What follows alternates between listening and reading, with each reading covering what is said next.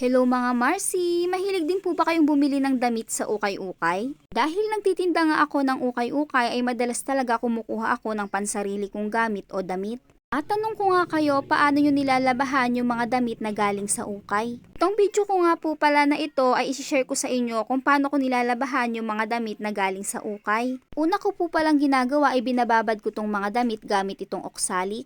Alam ko naman marami na po sa inyo ang nakakaalam nitong oksalik. Ginagamit ko to pambabad sa damit namin dahil ang mga damit pag binabad mo sa oksalik ay hindi nga babaho. Nakakatulong din yung oksalik sa pagtanggal ng paninilaw ng damit. Maglagay lang kayo sa tubig, depende rin sa dami ng ibababad nyo. Hinalo ko lang yan gamit ang aking kamay para matunaw. Katapos naman nun ay naglagay na rin ako dyan ng powder na sabon. At ibababad ko na dyan yung mga damit na galing nga sa ukay. Bali bimpo, damit, tsaka punda nga pala yung nakuha ko sa ukay.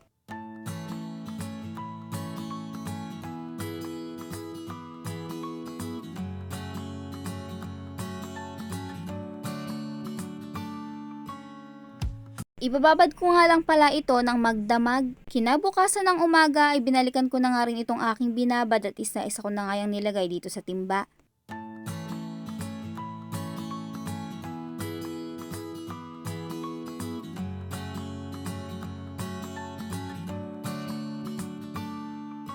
At kung mapapansin nyo ay hiniwalay ko na nga yung decolor sa puti. Wala naman po palang nakakahawang kulay dyan kaya pinagsama ko na nga silang ibabad magdamag. Ngayon naman po ay babanlawan ko na yung mga yan gamit ang malinis na tubig.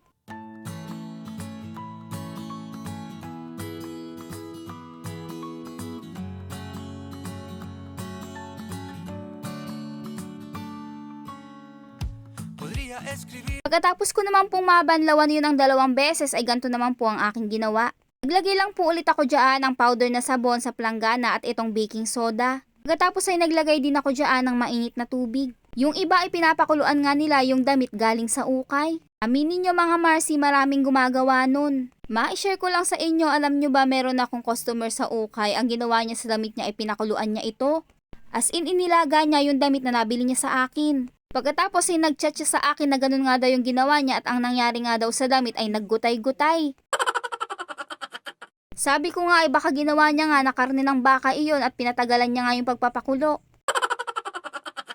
At pag ganun din yung ginawa niyo mga Marcy, syempre sayang naman yun sa gasol, di ba? Pagkatapos nyo palang mailagay yung mainit na tubig ay tunawin nyo yung nilagay yung baking soda at sabon. Bago nyo ilagay itong mga damit. At ayan, ibabad lang natin dyan ng ilang oras yung mga yan. At sa isang planggana naman, dyan ko ibababad yung mga puting damit. Same process lang naman yung aking gagawin. Pero dito nga sa ginawa kong pangalawa na to ay inuna ko ang ilagay yung mainit na tubig kasi nga yung anak ko paligid-ligid baka mapaso. Naglagay na nga ulit ako dyan ng baking soda mga Marcy at pansinin nyo nga itong tubig ay kumukulo.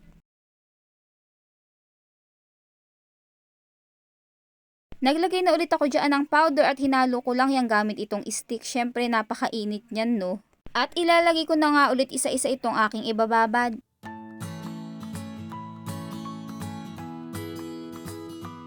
At nung lumamig na yung tubig sa una kong binabad at ayan nga hinahango ko na nga isa-isa. Tignan nyo yung tubig mga Marcy ay nanggigitata nga. Pero nakailang anlaw na tayo dun kanina, di ba? Pagkatapos ay babanlawan ko ulit yan mga Marcy, pwede naman na 1 beses o kaya 2 beses, depende nga sa gusto nyo. At ipas forward na natin mga Marcy, nung nabanlawan ko na nga iyon ay ipapaikot ko naman yan sa washing. Syempre naglagay na ako dyan ng powder na sabon. At opo, naglagay po ulit ako dyan ng baking soda. Pagkatapos ay pinaikot ko lang saglit para maghalong mabuti yung nilagay ko.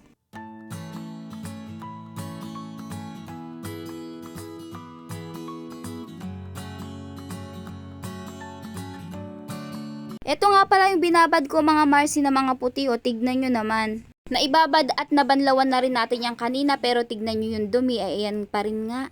Nakatapos na nga pala ako sa aking pinapaikot kaya babanlawan ko na.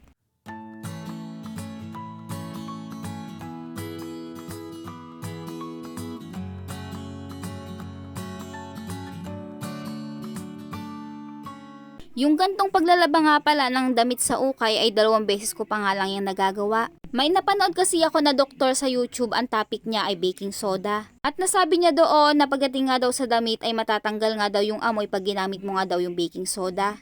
At hindi nga lang amoy dahil pati nga daw ang bakterya ay matatanggal nito. Kaya naman mula noon naisip ko na gamitin na nga iyon sa mga nakukuha kong damit sa ukay. At masasabi ko talaga na napakaganda niyang gamitin. Kahit kayo naman makikita nyo dito sa video ko kung gaano nga kadumi yung mga damit, 'di ba? Kaya sa mahilig dyan mag-ukay-ukay ay nako ganito ang gawin yung paglalaba mga Marcy. Tiyak na masisiyahan kayo at wala pong amoy after.